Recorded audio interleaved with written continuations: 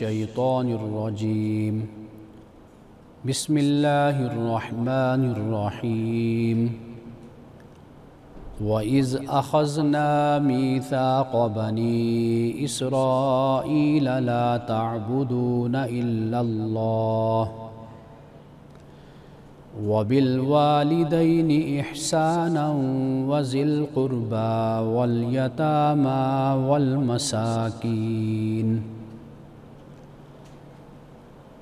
وَالْمَسَاكِينِ وَقُولُوا لِلنَّاسِ حُسْنًا وَأَقِيمُوا الصَّلَاةَ وَآتُوا الزَّكَاةَ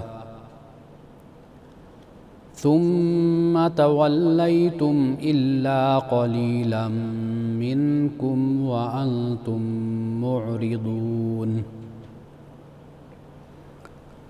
وَإِذْ أَخَذْنَا مِيثَاقَكُمْ لَا تَسْفِكُونَ دِمَاءَكُمْ وَلَا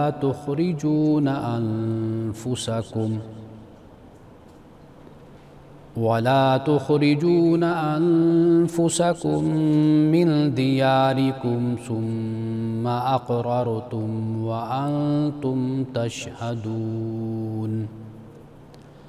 صدق اللہ العظیم۔ اور یاد کرو جب ہم نے بنی اسرائیل سے عہد لیا کہ اللہ کے سوا کسی کی عبادت نہیں کرو گے، والدین کے ساتھ احسان کرو گے، قرابت داروں، یتیموں اور مسکینوں کو ان کا حق دو گے، اور یہ کہ لوگوں کو اچھی بات کہو، نماز کو قائم کرو اور زکوٰۃ دو، پھر تم برگشتہ ہو گئے مگر تم میں سے بہت تھوڑے لوگ، اور تم منہ موڑنے والے ہی لوگ ہو۔ اور یاد کرو جب ہم نے تم سے اقرار لیا کہ اپنوں کا خون نہ بہاؤ گے اور اپنوں کو اپنی بستیوں سے نہ نکالو گے، پھر تم نے ان باتوں کا اقرار کیا اور تم اس کے گواہ ہو۔ پروگرام الکلام میں آپ تمام دیکھنے والوں کو خوش آمدید کہتا ہوں۔ آج ہم نے سورۃ البقرہ کی آیت نمبر 83 اور 84 اس کی تلاوت بھی کی ہے اور اس کا ترجمہ بھی آپ کے سامنے پیش کیا ہے۔ ناظرین اکرام،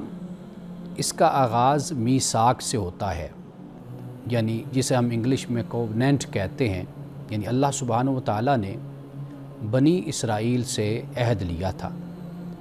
اس عہد کے بارے میں ہم سورۃ البقرہ میں ہی پہلے 2 مقام پر پڑھ چکے ہیں کہ جہاں پہ اللہ سبحانہ و تعالیٰ نے اسی بات کا ذکر کیا کہ اوفو بعہدی اوفی بعہدکم، کہ تم میرے عہد کو پورا کرو اور میں تم سے جو میں نے عہد کیا میں اس کو پورا کروں گا۔ اور اسی طریقے سے ایک اور مقام پر بھی اللہ سبحانہ و تعالیٰ نے اپنے اسے میثاق کو یاد کروایا بنی اسرائیل کو کہ بھئی تم نے مجھ سے عہد کیا تھا۔ اب یہاں پر میثاق کے کچھ پوائنٹس کو جن پر ان سے میثاق لیا گیا تھا اسے یہاں پر بیان کیا گیا ہے۔ سب سے پہلے تو میں آپ کے سامنے قرآن مجید سے چند آیات پڑھنا چاہتا ہوں، آپ کے سامنے رکھنا چاہتا ہوں تاکہ آپ یہ سمجھ پائیں کہ آیا کہ یہ میثاق کیا ہے۔ اگر ہم قرآن کی آیات میں اس کو دیکھتے ہیں تو آپ کہہ سکتے ہیں کہ ایک میثاق الہی بن جاتا ہے، ایک میثاق جسے میثاق شرعی بھی آپ کہہ سکتے ہیں دینی، اور ایک میثاق کہ جسے ہم میثاق اجتماعی بھی کہہ سکتے ہیں کہ جو لوگوں کے ساتھ ہوتا ہے، اور ایک میثاق جسے ازدواجی یا نکاح کا جو میثاق ہوتا ہے، یا نکاح کو ہی بلکہ میثاق کہا گیا ہے، وہ بھی قرآن مجید نے اس کو بیان کیا ہے۔ میں یہاں پہ چند آیات آپ کے سامنے رکھتا ہوں۔ سب سے پہلے سورۃ آل عمران کی آیت ہے۔ اللہ پاک فرماتا ہے وَإِذْ أَخَذَ اللَّهُ مِيثَاقَ النَّبِيِّينَ لَمَا آتَيْتُكُم مِّن كِتَابٍ وَحِكْمَةٍ ثُمَّ جَاءَكُمْ رَسُولٌ مُصَدِّقٌ لِّمَا مَعَكُمْ لَتُؤْمِنُنَّ بِهِ وَلَتَنصُرُنَّهُ قَالَ أَأَقْرَرْتُمْ وَأَخَذْتُمْ عَلَىٰ ذَلِكُمْ إِصْرِي قَالُوا أَقْرَرْنَا قَالَ فَاشْهَدُوا وَأَنَا مَعَكُمْ مِنَ الشَّاهِدِينَ۔ کہ اللہ سبحانہ و تعالیٰ نے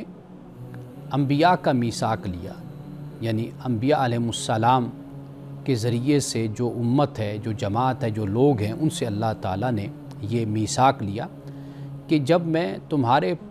پاس بھیجوں گا کتاب اور حکمت کو، اور پھر تمہارے پاس رسول بھی آئے گا جو تصدیق کرنے والا ہوگا اس کی جو تمہارے پاس ہے،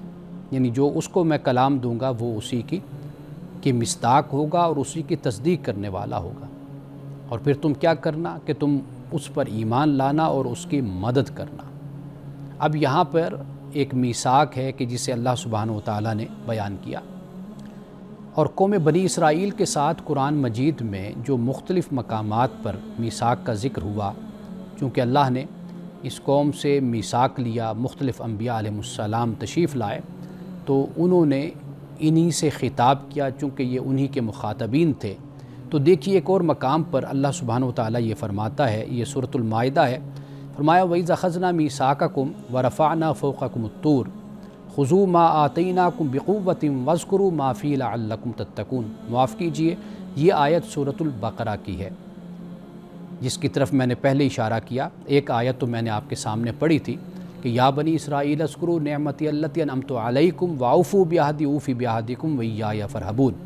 اب یہ وہ آیت ہے کہ جہاں سورۃ البقرہ میں ہی اللہ سبحانہ و تعالیٰ نے اس میثاق کا ذکر کیا کہ یاد کرو اس وقت کو کہ جب ہم نے تم سے میثاق لیا، عہد لیا، اور ہم نے تم پر طور کو بلند کیا، اور پکڑ لو جو ہم نے تم کو دیا قوت کے ساتھ، اور یاد کرو جو اس میں ہے تاکہ تم متقی بن جاؤ۔ اب سورۃ المائدہ میں یہ فرمایا وَإِذْ فَبِمَا نَقْضِهِمْ مِيثَاقَهُمْ لَعَنَّاهُمْ وَجَعَلْنَا قُلُوبَهُمْ قَاسِيَةً يُحَرِّفُونَ الْكَلِمَ عَن مَّوَاضِعِهِ وَنَسُوا حَظًّا مِّمَّا ذُكِّرُوا بِهِ وَلَا تَزَالُوا تَطَّلِعُ عَلَىٰ خَائِنَةٍ مِّنْهُمْ إِلَّا قَلِيلًا مِّنْهُمْ فَاعْفُ عَنْهُمْ وَاصْفَحْ إِنَّ اللَّهَ يُحِبُّ الْمُحْسِنِينَ۔ فرمایا پس ان کا اپنا عہد توڑنے کے سبب سے ہم نے ان پر لعنت کی، یعنی انہوں نے ہم سے اپنا وعدہ نہیں نبھایا اور اس کی عہد شکنی کی، تو پھر ہم نے ان پر لعنت کر دی اور ان کے دلوں کو سخت کر دیا، یعنی دلوں کا سخت ہونا یہ نتیجہ تھا اس کا کہ جو ان کی نافرمانی تھی اور معصیت کاری تھی، وہ کلام کو اس کے موقع محل سے ہٹاتے ہیں۔ یہ وہ بات ہے کہ جو میں گزشتہ پروگرام میں تحریف پر گفتگو کر چکا ہوں اور بتا چکا ہوں کہ وہ تحریف کیا کرتے تھے۔ اب یہاں پر دیکھیے اللہ پاک نے اسی بات کو فرمایا کہ یحرفون الکلم عن مواضعہ، کہ یہ لوگ موقع محل سے ہٹاتے ہیں کلام کو، اور جس چیز کے ذریعے سے ان کو یاد دہانی کی گئی تھی اس کا ایک حصہ یہ بھلا بیٹھے، یعنی وہی بات ہو گئی کہ کچھ کتاب کے بعد حصے پر ایمان لاتے ہیں اور بعد حصے کا یہ انکار کر دیتے ہیں۔ تو یہاں پر اسی بات کو بیان فرمایا اور تم برابر ان کی کسی نہ کسی خیانت سے آگاہ ہوتے رہو گے، بس تھوڑے سے ان میں سے مستثنا ہیں، یعنی کچھ لوگ ہیں کہ جو اللہ کے کلام کی پیروی کرتے ہیں، اللہ کے احکام کی پیروی کرتے ہیں، نبی پر ایمان لاتے ہیں۔ فرمایا کہ تم ان کو معاف کر دو اور ان سے درگزر کرو، اللہ احسان کرنے والوں کو پسند کرتا ہے۔ اور اسی طریقے سے میں نے آپ کے سامنے یہ آیت رکھی کہ جو میثاق ہے، یعنی قرآن مجید میں یہ مختلف معانی میں استعمال ہوا۔ اب اگر ہم اس کو ایک اور مقام پر دیکھتے ہیں تو وہاں پر ہمیں ایک اور معنی سے یہ سامنے آتا ہے، مفہوم سے سامنے آتا ہے وَلَقَدْ أَخَذَ اللَّهُ مِيثَاقَ بَنِي إِسْرَائِيلَ وَبَعَثْنَا مِنْهُمُ اثْنَيْ عَشَرَ نَقِيبًا وَقَالَ اللَّهُ إِنِّي مَعَكُمْ لَئِنْ أَقَمْتُمُ الصَّلَاةَ وَآتَيْتُمُ الزَّكَاةَ وَآمَنْتُمْ بِرُسُلِي وَعَزَّرْتُمُوهُمْ وَأَقْرَضْتُمُ اللَّهَ قَرْضًا حَسَنًا لَأُكَفِّرَنَّ عَنْكُمْ سَيِّئَاتِكُمْ وَلَأُدْخِلَنَّكُمْ جَنَّاتٍ تَجْرِي مِنْ تَحْتِهَا الْأَنْهَارُ فَمَنْ كَفَرَ بَعْدَ ذَلِكَ مِنْكُمْ فَقَدْ ضَلَّ سَوَاءَ السَّبِيلِ۔ اور فرمایا اللہ نے بنی اسرائیل سے عہد لیا، اب یہاں پر بھی میثاق، اور ہم نے ان میں سے 12 نقیب مقرر کیے، اور اللہ نے ان سے وعدہ کیا کہ میں تمہارے ساتھ ہوں۔ وقال اللہ انی معکم، اگر تم نماز کو قائم کرو گے، زکوٰۃ ادا کرتے رہو گے، میرے رسولوں پر ایمان لاؤ گے، ان کی مدد کرتے رہو گے، اور اللہ کو قرض حسنہ دیتے رہو گے، تو میں تم سے تمہارے گناہ دور کر دوں گا، اور تم کو ایسے باغوں میں داخل کروں گا جن کے نیچے نہریں بہتی ہوں گی، پس جو اس کے بعد بھی تم سے کفر کرے گا تو وہ اصل راہ سے بھٹک گیا۔ اسی طرح جسے میں نے میثاق اجتماعی کہا ہے وہ بھی سورۃ البقرہ میں ہم پڑھ کر آئے۔ اللہ پاک نے فرمایا والذین ینقضون عہد اللہ من بعد میثاقہ ویقطعون ما امر اللہ بہ ان یوصل ویفسدون فی الارض اولئک هم الخاسرون۔ فرمایا کہ جو لوگ اللہ کے عہد کو توڑ دیتے ہیں اس کے میثاق کے بعد، یعنی اللہ تعالیٰ سے وعدہ کرتے ہیں، عہد کرتے ہیں، اور عہد ہونے کے بعد پھر کیا کرتے ہیں، اس کو توڑ دیتے ہیں، اور پھر جسے اللہ نے جوڑنے کا حکم دیا کہ اس کو جوڑا جائے تو اس کو یہ قطع کرتے ہیں۔ تو اللہ پاک یہ فرماتا ہے کہ یہ وہ لوگ ہیں جو زمین میں فساد کرتے ہیں اور یہ نقصان اٹھانے والے ہیں۔ ناظرین کرام، ابھی اسی موضوع پر ہماری گفتگو کا سلسلہ جاری ہے، وقفے کے بعد دوبارہ حاضر ہوتے ہیں۔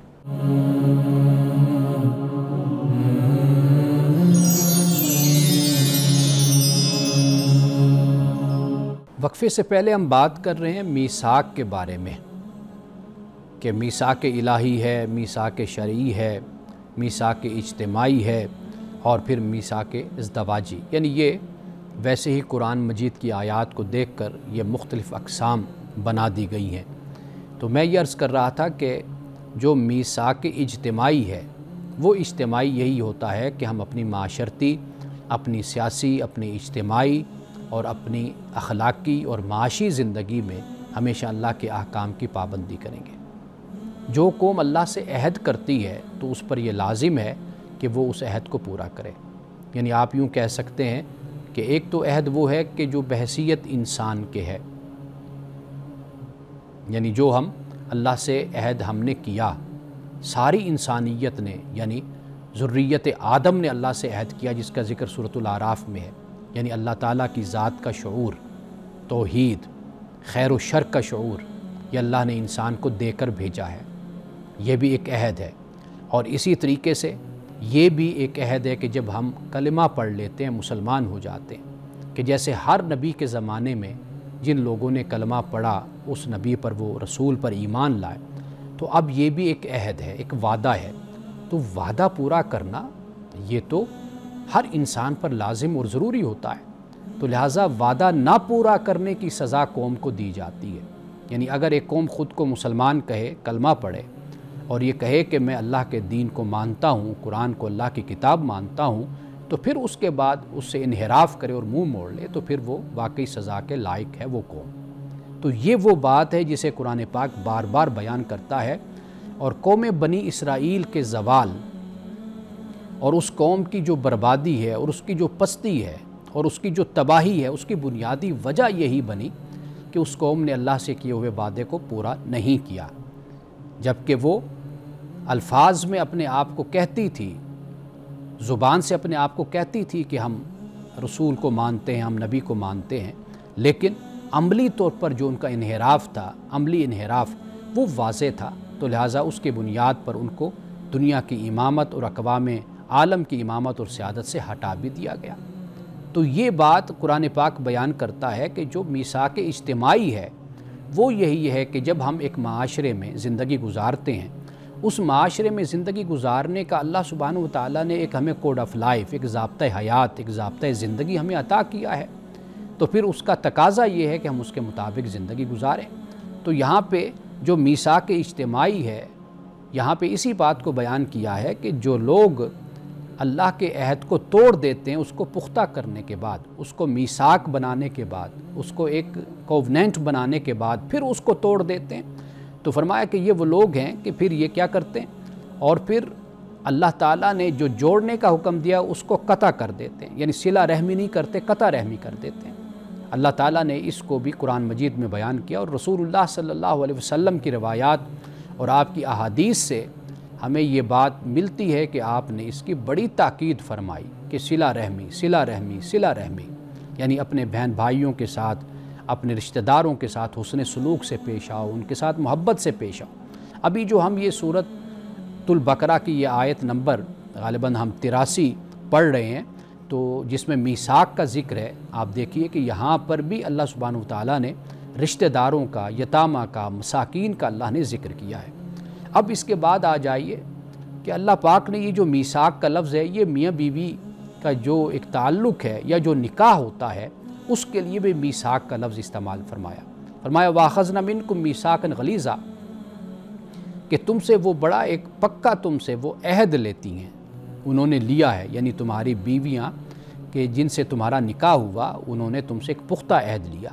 تو لہٰذا جو میثاق ہے اس میں انسان بالکل جکڑا ہوا ہے، آپ یوں کہہ لیجئے بندھا ہوا ہے، یعنی اس کا میثاق اللہ کے ساتھ بھی ہے، بحیثیت انسان اللہ سے اس کا میثاق ہے، بحیثیت مسلمان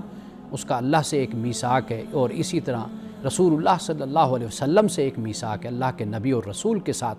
اور اسی طرح انسان اپنی معاشرت اور اجتماعیت میں بھی ایک میثاق میں جڑا ہوا ہے اور جکڑا ہوا ہے کہ جس پر لازم ہے کہ وہ اس میثاق کا بھی خیال کرے کہ جیسے نکاح ہو جاتا ہے تو نکاح بھی ایک میثاق بن جاتا ہے، اسی طرح ریاست کے ساتھ اسٹیٹ کے ساتھ بھی آپ کا ایک میثاق ہے، آپ کے ملک کا ایک کانسٹیٹیوشن آئین ہے وہ بھی ایک میثاق ہے کہ آپ پر لازم ہے کہ آپ اس کی بھی پیروی کریں، کیونکہ وہ بھی ایک عہد ہے، ایک وعدہ ہے کہ جو آپ نے ریاست کے ساتھ کیا ہے۔ تو لہٰذا جب ہم قوم بنی اسرائیل کو پڑھتے ہیں تو اللہ سبحانہ و تعالیٰ نے جو ان سے عہد لیا وہ یہی قرآن مجید نے بیان کر دیا کہ پہلی بات یہ ہے کہ اللہ کے سوا کسی کی عبادت نہیں کرنی، اور پھر اس کے بعد والدین کے ساتھ احسان، والدین کے ساتھ احسان، اس پہ میں انشاءاللہ کل پروگرام میں ذرا تفصیل کے ساتھ بات کروں گا، اس لیے کہ میں نے بہت سی ماؤں کو روتے ہوئے دیکھا ہے اپنے بچوں کی نافرمانی اور ان کے دل شکنی کے باعث، اور اولاد کو ستاتے ہوئے اور والدین کے ساتھ بدزبانی کرتے ہوئے، ان کی گستاخی کرتے ہوئے، یہ کئی مائیں میرے پاس آتی ہیں اور اس دکھ کو بیان کرتی ہیں، تو میں والدین کے حوالے سے کل انشاءاللہ تفصیل کے ساتھ میں اس پر کلام کروں گا اور بتاؤں گا کہ قرآن نے کیا بیان کیا والدین کے حقوق کو یا والدین کے ساتھ نیکی کرنے کو، اور رسول اللہ صلی اللہ علیہ وسلم نے کس طرح اس کو بیان فرمایا۔ اب اس کے بعد فرمایا کہ ذوی القربیٰ، رشتہ دار، یعنی صلہ رحمی کی وہی بات آ گئی کہ تم صلہ رحمی کرو یا احسان کرو، کن کے ساتھ؟ ذوی القربیٰ کے ساتھ، یتامہ کے ساتھ بھی، مساکین کے ساتھ بھی، اور یہ فرمایا کہ لوگوں کے ساتھ اچھے طریقے سے بات کیا کرو، یعنی حسنہ سے مراد کیا ہے؟ قرآن پاک نے ایک دو مقام پر اس بات کو بیان فرمایا، فرمایا وَقُلْ لِعِبَادِيَ الَّتِي يَقُولُ الَّتِي هِيَ أَحْسَنُ، اے نبی صلی اللہ علیہ وسلم میرے بندوں سے آپ کہہ دیجئے کہ یہ جب بات کریں تو گفتگو کریں میرے بندے تو یہ احسن طریقے سے بات کیا کریں، حسن کلام ہونا چاہیے اور خوبصورت انداز میں اپنی بات کو وہ بیان کریں، وَقُولُوا لَهُمْ قَوْلًا مَعْرُوفًا، اور فرمایا کہ جب بھی تم بات کیا کرو تو بھلی بات کیا کرو، معروف بات کیا کرو اور اچھی بات کیا کرو، یعنی فرمایا کہ گفتگو میں اخلاق کی نرمی اور خیر خواہی کو اختیار کرو، جب بات کرو تو سچی، عدل پر مبنی اور خیر پر مبنی بات کیا کرو، اور بات کرنے کا جو مقصد ہو وہ اصلاح ہو، اگر تنقید بھی ہو تو وہ تنقید برائے اصلاح ہونی چاہیے۔ تو یہاں پہ اب آپ یہ دیکھ لیجئے کہ اللہ سبحانہ و تعالیٰ نے پہلے جو میثاق کا ذکر کیا اس میثاق میں یہ تمام احکام شامل ہیں، یعنی اللہ کی عبادت کرنی ہے، اللہ کے سوا کسی کی عبادت جائز نہیں، حرام ہے بلکہ، اور پھر والدین کے ساتھ احسان کرنا ہے، رشتہ داروں پر بھی احسان، یتامہ اور مساکین کے ساتھ بھی نیکی سے پیش آنا ہے، اور وَقُولُوا لِلنَّاسِ حُسْنًا، اور لوگوں کے ساتھ بھی اچھی بات ہمیں کہنی ہے، اور فرمایا کہ نماز قائم کرو اور زکوٰۃ ادا کرو۔ اب یہ قوم بنی اسرائیل سے یہ فرمایا گیا کہ ثُمَّ تَوَلَّيْتُمْ إِلَّا قَلِيلًا مِّنْكُمْ، پھر تم برگشتہ ہو گئے، تم نے منہ پھیر لیا، اور بہت تھوڑے لوگ یعنی جو نہیں برگشتہ ہوئے، اور تم منہ موڑنے والے ہی لوگ ہو۔ اب اس کے بعد ایک اور جو آیت ہم نے تلاوت کی، اب دیکھیے اس میں کیا فرمایا، فرمایا کہ وَإِذَا خَذْنَا مِيثَاقَكُمْ، اب یہ بھی اللہ سبحانہ و تعالیٰ نے ان سے میثاق لیا تھا، کیا میثاق لیا کہ لا تسفکون دماءکم، کہ تم اپنوں کا خون نہیں بہاؤ گے، ولا تخرجون انفسکم من دیارکم، اور اپنوں کو ان کے گھروں سے نہیں نکالو گے۔ اپنوں کا خون بہانا، اللہ سبحانہ و تعالیٰ نے کسی انسان کی جان لینا اس کو ممنوع، اس کو حرام قرار دے دیا ہے کہ کوئی کسی کی جان نہیں لے سکتا۔ ہاں قصاص کی صورت میں وہ ریاست کو حق ہے، وہ عدالت کو حق ہے کہ وہ قصاص کی صورت میں جو فیصلہ کرے،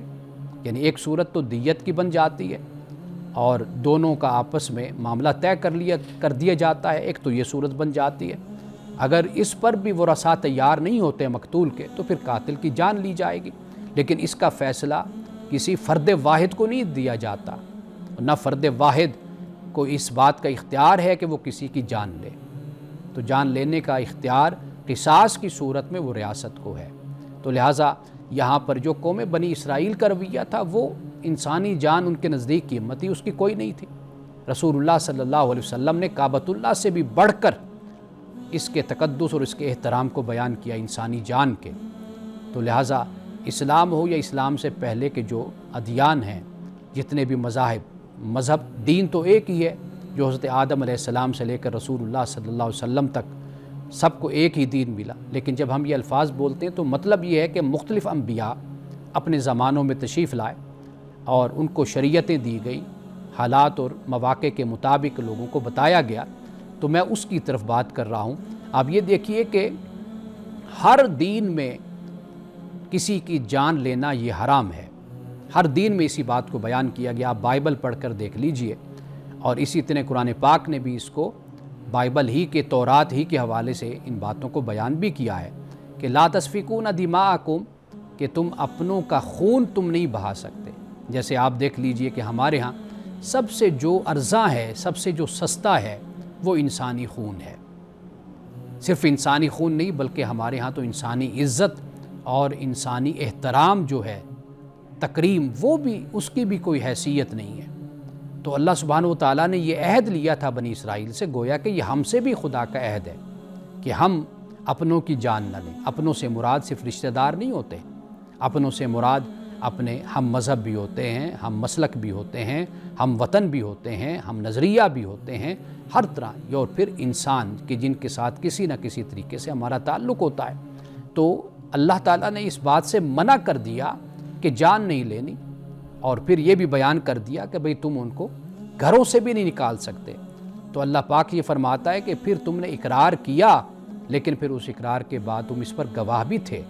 سب کچھ تھا، لیکن پھر کیا ہوا کہ تم نے اس کی نافرمانی شروع کر دی۔ تو اگر ناظرین اکرام ان تمام عہد کو، اس میثاق کا آپ مطالعہ کر لیجئے، آپ مجھے بتائیے کہ ان میں سے آج ہم کس بات پر قائم ہیں؟ کیا ہم اپنے والدین کے ساتھ حسن سلوک سے پیش آتے ہیں؟ کیا ہم اپنے رشتہ داروں کا خیال کرتے ہیں؟ کیا ہم معاشرے کے یتامہ اور مساکین کے سر پہ شفقت کا ہاتھ رکھتے ہیں؟ کیا ہمارے اندر حسن کلام ہے، حسن تقریر ہے، حسن گفتگو ہے، حسن خطابت ہے؟ آگے یہ بھی دیکھیے، کیا ہم نماز قائم کرتے ہیں؟ کیا ہم زکوٰۃ دیتے ہیں؟ اور کیا ہم دوسرے کی جان اور اس کے مال اور اس کی عزت کا احترام کرتے ہیں؟ اور کیا ایسا نہیں ہے کہ ہم اپنے لوگوں کو اپنے ہی شہر سے اور اپنے گھر سے ہم نکال دیتے ہیں، جائیداد پر قبضے کر لیتے ہیں؟ یہ سب کچھ آج ہمارے ہاں ہو رہا ہے۔ تو ہم مسلمانوں کو چاہیے کہ قرآن در حقیقت ایک آئینہ ہے گزشتہ اقوام کا، وہ تو گزشتہ اقوام کے کریکٹر و کردار کو، تاریخ کو قرآن بیان کرتا ہے۔ اس آئینے میں ذرا ہم مسلمان اپنی ذات کو، اپنے کردار اور اپنے اخلاق کو بھی ذرا دیکھیں۔ وقفے کے بعد آپ کے سوالات کے ساتھ حاضر ہوتے ہیں۔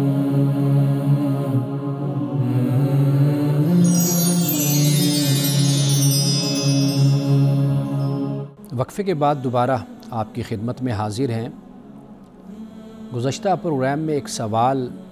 طالب علم کی طرف سے تھا جس کا میں نے جواب دیا تھا۔ آج بھی اسی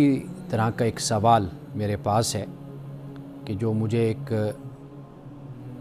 مدرسہ کے، جامعہ کے طالب علم نے ہی یہ سوال بھیجا ہے۔ وہ سوال یہ ہے کہ کیا اللہ کے ہاں ہم سے پوچھا جائے گا کہ ہم کس فقہ پر تھے یا کس امام کے ماننے والے تھے؟ یہ سوال ہے۔ چونکہ اس طرح کے سوال ہمارے ہاں ذرا کم پوچھے جاتے ہیں اور ان سوالات پر گفتگو بھی کم ہوتی ہے، تو میں شاباش دیتا ہوں ایسے نوجوان کو کہ جو مذہبی ادارے میں پڑھتے ہیں لیکن اس طرح کے سوال وہ مجھے بھیجتے ہیں۔ تو میں سب سے پہلے تو آپ کو جو ائمہ ہیں ہمارے ہاں، ائمہ اربع، 4 ائمہ، تو میں انہی کی بات آپ کے سامنے رکھ دیتا ہوں، تو آپ خود ہی اندازہ کر لیں گے کہ اصل جس پر سوال ہونا ہے وہ کیا ہے؟ امام اعظم ابو حنیفہ رحمۃ اللہ تعالیٰ علیہ فرماتے ہیں کہ حرام ہے کہ کوئی شخص ہماری بات لے جب تک وہ یہ نہ جانے کہ وہ کہاں سے لی گئی ہے۔ تو آپ منع فرما رہے ہیں کہ ہماری بات بھی تب لو جب اس کا سورس دیکھو، اس کا ماخذ کیا ہے، وہ قرآن کی کس آیت سے فتویٰ لیا گیا، وہ رائے قائم کی گئی، یا کس حدیث صحیحہ سے وہ رائے قائم کی گئی، کس سنت سے رائے قائم کی گئی، تو اس کو دیکھو۔ تو یہ طریقہ مت اختیار کرو کہ بس یہ دیکھو کہ چونکہ امام صاحب نے کہہ دیا تو لہٰذا آپ اسی بات کو لے لیں اور اس کو اختیار کر لیں۔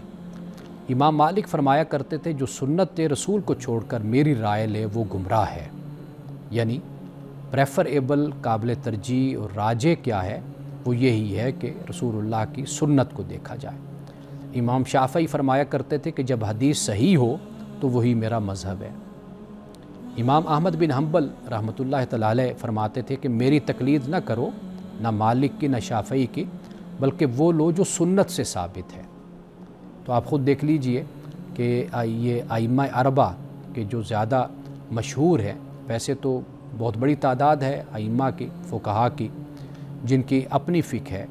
اور جن کے اپنے اصول ہیں۔ تو جیسے امام غزالی ہے، امام رازی ہے، جیسے امام حسن بصری ہیں، امام سفیان ثوری ہیں،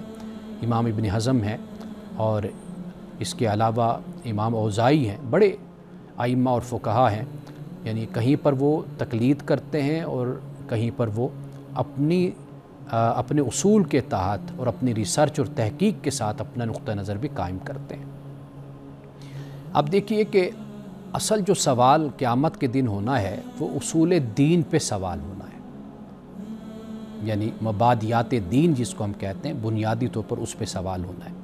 یعنی جیسے توحید ہے، رسالت ہے، آخرت ہے، اور جو اصول دین میں عملی احکام ہیں جیسے نماز ہے، روزہ ہے، زکوٰۃ ہے، حج ہے، تو ان پر سوال ہونا ہے۔ اور آخر میں اس حوالے سے یہ عرض کروں گا کہ اگر میں ان کا خلاصہ بنا دوں نا تو ایمان اور عمل صالح یہ دو چیزیں ہیں کہ جن کے بارے میں قیامت کے دن اللہ سبحانہ وتعالیٰ کا جو معیار اور ترازو ہے اس میں جس کا وزن ہوگا وہ ایمان اور عمل صالح کا وزن ہوگا۔ تو یہ ان کے بارے میں پوچھا جائے گا اور ان کی بنیاد پر ہی بخشش ہوگی اور انہی کی بنیاد پر انسان جنت کا حقدار ٹھہرے گا۔ چاروں ائمہ کا جو اختلاف ہے نا وہ فروعی اور اجتہادی ہے، یہ بات یاد رکھ لیجئے۔ آپ اصول پر اصرار کر سکتے ہیں، تاکید کر سکتے ہیں، ایمان اور کفر کا فیصلہ اصول پر کیا جاتا ہے، جنت اور جہنم کا فیصلہ اصول پر کیا جاتا ہے، فروع پر نہیں کیا جاتا۔ تو ائمہ کا جو اختلاف ہے وہ فروعی اور اجتہادی ہے، یعنی وہ سب ایک ہی مقصد کے لیے مختلف طریقوں سے محنت کر رہے تھے، ایک ہی مقصد یعنی قرآن اور سنت کو سمجھنے کے لیے، وہ ان کی محنت یہی تھی، اور اپنے زمانے اور حالات کے جو مسائل تھے ان کو وہ قرآن اور سنت کی روشنی میں حل کرنے کی کوشش کرتے تھے۔ تو لہٰذا ان کا باہمی اختلاف بھی فروعی اور اجتہادی ان کا اختلاف ہے۔ اب اس کے بعد ایک اور سوال ہے کہ چونکہ اب جیسے جیسے وقت گزر رہا ہے، رمضان بھی قریب آ رہا ہے، تو اب کچھ لوگوں کے سوالات ایسے بھی ہوتے ہیں جیسے زکوٰۃ کے متعلق ہے۔ زکوٰۃ تو خیر سارا سال کسی وقت بھی دی جا سکتی ہے، تو رمضان کے قریب یا رمضان کا مہینہ لوگ اس لیے منتخب کرتے ہیں چونکہ رمضان کی بڑی فضیلت ہے، اور اس مہینے میں جو بھی انسان خرچ کرتا ہے یعنی انفاق کرتا ہے یا یعنی نفل پڑھتا ہے تو وہ نفل فرض کے برابر اس کا ثواب ہو جاتا ہے، جو فرض ادا کرتا ہے وہ تو کہیں زیادہ اس کا درجہ بڑھ جاتا ہے۔ تو لہٰذا ایک سوال یہ کیا گیا ہے کہ کیا نادار طالب علم جو غریب طالب علم ہوتا ہے تو اس سے کیا یعنی اگر اس کی مدد نہ کی جائے تو اس کی تعلیم رک جاتی ہے، تو کیا زکوٰۃ سے اس کے اخراجات ادا کیے جا سکتے ہیں؟ تو یہ ایک سوال ہے۔ تو بالکل کیے جا سکتے ہیں، یعنی اس کے جو اخراجات ہیں وہ زکوٰۃ کی مد سے ادا کیے جا سکتے ہیں۔ وہ انجینئرنگ کا طالب علم ہو، وہ میڈیکل کا ہو، وہ کمپیوٹر کی تعلیم لے رہا ہو، یا وہ کسی جامعہ میں مدرسہ میں پڑھ رہا ہو، تو اس کی فیس اور اس کے اخراجات زکوٰۃ سے ادا کیے جا سکتے ہیں۔ دوسرا سوال بھی زکوٰۃ سے ہی متعلق ہے۔ پوچھنے والے نے یہ پوچھا ہے کہ قرض جو ہے کیا زکوٰۃ کی نیت سے دیا جا سکتا ہے؟ یعنی زکوٰۃ دیتے ہیں تو کیا وہ قرض کی نیت سے دیا جا سکتا ہے؟ یوں اب بات اس طرح بھی کی جا سکتی ہے، یعنی مثال کے طور پر کوئی غریب اور مستحق ہے زکوٰۃ کا، وہ میرے پاس آیا ہے اور مجھے کہتا ہے کہ مجھے آپ کچھ قرض دے دیں، اور وہ تو قرض ہی مجھ سے مانگ رہا ہے، لیکن میں اس کی حالت دیکھ کر اندازہ کر رہا ہوں اور مجھے معلوم ہے اس کے بارے میں کہ اس کے حالات اچھے نہیں ہیں، تو میں اس کو وہ بتائے بغیر بھی زکوٰۃ اس کو دے سکتا ہوں۔ بے شک اسے یہی کہہ دوں کہ یہ قرض ہے، اور نیت میں یہ کر لوں کہ یہ زکوٰۃ میں اس کو دے رہا ہوں، اور اس کے لیے قرض کر دیں، تحفہ کر دیں، تو زکوٰۃ کا بتانا ضروری نہیں ہوتا۔ تو لہٰذا جب وہ آپ کے پاس آئے گا اور کہے گا کہ بھئی یہ آپ نے جو مجھے قرض دیا تھا یہ آپ کو میں واپس کرنے آیا ہوں، تو آپ اس کو کہہ سکتے ہیں کہ میں نے اللہ کے لیے آپ کو دے دیا یا آپ کو معاف کر دیا۔ تو آپ اس طریقے سے یعنی زکوٰۃ کے معاملے میں بتانا کوئی لازم اور ضروری نہیں ہے کہ آپ یہ بتائیے کہ بھئی آپ یہ میں آپ کو زکوٰۃ دے رہا ہوں، آپ تحفہ کر کے بھی اس کو دے سکتے ہیں، یعنی بہن بھائی کو دیا جا سکتا ہے، کوئی رشتہ دار ہے اس کو دیا جا سکتا ہے، دوست ہے اس کو دیا جا سکتا ہے۔ تو زکوٰۃ بتانا، یا اپنے ملازمین بھی ہوتے ہیں تو ان کو بھی یہ کہنے کی ضرورت نہیں ہوتی کہ بھئی یہ میں کوئی آپ کو زکوٰۃ دے رہا ہوں۔ تو لہٰذا اس طرح بھی آپ وہ قرض دے سکتے ہیں، اور اس غریب کا یہ جو قرض ہے اس کو آپ چکا سکتے ہیں۔ ناظرین کرام، ایک اور سوال ہے، اس پہ ہم اگرچہ بات وقفے کے بعد کریں گے۔ وہ سوال یہ کہ زکوٰۃ کی جو ادائیگی ہے یہ قسط وار دی جا سکتی، یعنی میں یکمشت نہیں دے پاتا یا نہیں دینا چاہتا یا نہیں دے سکتا، تو کیا میں اس کو قسط وار تھوڑا تھوڑا کر کے زکوٰۃ اپنی ادا کر سکتا ہوں؟ تو اس سوال کا جواب میں وقفے کے بعد دیتا ہوں۔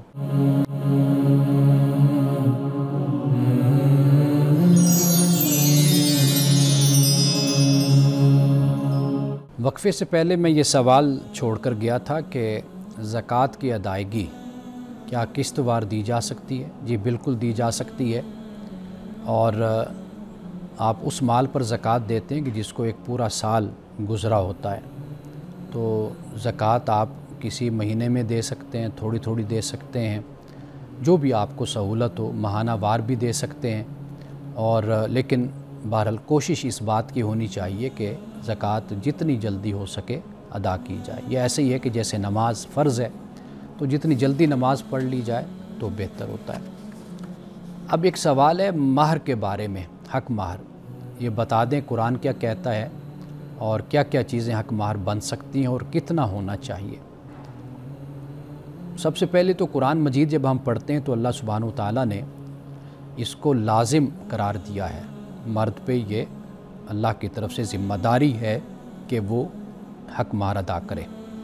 اور یہ عورت کا حق ہے۔ وَآتُوا النِّسَاءَ صَدُقَاتِهِنَّ نِحْلَةً، اور قرآن یہ کہتا ہے کہ فَإِن طِبْنَ لَكُمْ عَنْ شَيْءٍ مِّنْهُ نَفْسًا فَكُلُوهُ هَنِيئًا مَرِيئًا، ہاں اگر وہ اپنی خوشی سے مہر کا کچھ حصہ تمہیں چھوڑ دیں تو اسے خوشگوار طور پر تم کھا سکتے ہو، تم اسے کھاؤ۔ تو یعنی کہ کوئی سماجی خاندانی دباؤ نہیں ہونا چاہیے کہ یہ کیسی بیوی ہے کہ جو اپنے خاوند سے محبت ہی نہیں کرتی، حق مہر پہ قبضہ کر کے بیٹھ گئی ہے اور اسے اپنا ہی حق سمجھتی ہے، جو ایسے جملے ہمیں اپنے معاشرے میں سننے کو ملتے ہیں۔ تو اگر کوئی سماجی معاشرتی دباؤ ہو تو یہ درست طریقہ نہیں ہوگا، یعنی گویا کہ یہ عورت کو بلیک میل کر کے اس سے اس کا حق مہر لینے کے مترادف بات ہو جائے گی، اور یہ بہت بڑا گناہ ہے۔ اور اسی طرح مہر نکاح کا بھی لازمی حصہ ہے، فَآتُوهُنَّ أُجُورَهُنَّ فَرِيضَةً، قرآن پاک نے اس کو بیان کیا۔ اب سوال یہ کہ مہر کس شکل میں دیا جا سکتا ہے، کیا کیا چیزیں حق مہر بن سکتی ہیں؟ کسی بھی شکل میں ہو سکتا ہے، یعنی پیسہ ہے، زیور ہے، مال ہے، یا کوئی نفع بخش چیز ہے، یہاں تک کہ جو ہمیں معلوم ہوتا ہے کہ جیسے تعلیم، علم یا ہنر سکھانا بیوی کو، وہ بھی حق مہر وہ بن سکتا ہے۔ اور مہر کے بارے میں ہمیشہ ایک بات کہا کرتا ہوں کہ جو لڑکی والوں کے لیے شرمندگی کا باعث نہ ہو اور لڑکے کے لیے وہ بوجھ کا باعث نہ بنے، یعنی اگر زیادہ بھی حق مہر ہو جائے گا تو کوئی اس میں ممانعت نہیں ہے، یہ مکروہ بھی نہیں ہے، لیکن بہتر یہی ہوتا ہے کہ تکلف سے بچا جائے۔ اور پھر حق مہر کے بارے میں یہ جو معجل اور مؤجل بولا جاتا ہے تو یہ بھی میں عرض کر دوں، معجل تو اس کو کہا جاتا ہے عین کے ساتھ کہ جو اسی وقت ادا کر دیا جاتا ہے، اور جو مؤجل ہوتا ہے وہ بعد میں کسی وقت پھر دے دیا جاتا ہے۔ ممکن ہے کہ وہ طلاق تک نوبت پہنچ جائے تو اس موقع پر دیا جائے، یا مرد کی وفات ہو تو اس سے پہلے دے دیا جائے، یہ بھی ہو سکتا ہے۔ لیکن رسول اللہ صلی اللہ علیہ وسلم کے زمانے میں جسے آپ نے پسند فرمایا وہ مہر معجل ہے، یعنی فوری طور پر ہی حق مہر ادا کر دیا جائے۔ تو آخر میں ایک حکمت کی بات اور رسول اللہ صلی اللہ علیہ وسلم کی حدیث، آپ نے فرمایا کہ اپنے لیے ہمیشہ اچھی دعا کیا کرو، اس لیے کہ جب تم اللہ سے دعا کرتے ہو تو اللہ کے فرشتے تمہاری دعا پہ آمین کہتے ہیں۔ بعض لوگوں کو یہ عادت ہوتی ہے کہ ذرا کوئی تکلیف آ گئی، کوئی مصیبت آ گئی، تنگی آ گئی تو وہ اپنے آپ ہی کو کوسنے لگ جاتے ہیں، اپنے آپ ہی کو بد دعائیں دینے لگ جاتے ہیں۔ تو رسول اللہ نے ہمیں یہ فرمایا کہ اللہ سے اچھی دعائیں کیا کرو، اس لیے کہ خدا کے فرشتے تمہاری دعاؤں پر آمین کہتے ہیں۔ ہم سن تو نہیں سکتے ان کی آمین، لیکن اللہ تو سننے والا ہے۔ تو ہمیں چاہیے کہ ہم اپنے لیے ہمیشہ اللہ سے اچھا ہی مانگیں۔ انہی الفاظ کے ساتھ اجازت دیجیے، انشاءاللہ کل پھر آپ سے ملاقات ہوگی۔ السلام علیکم ورحمۃ اللہ وبرکاتہ۔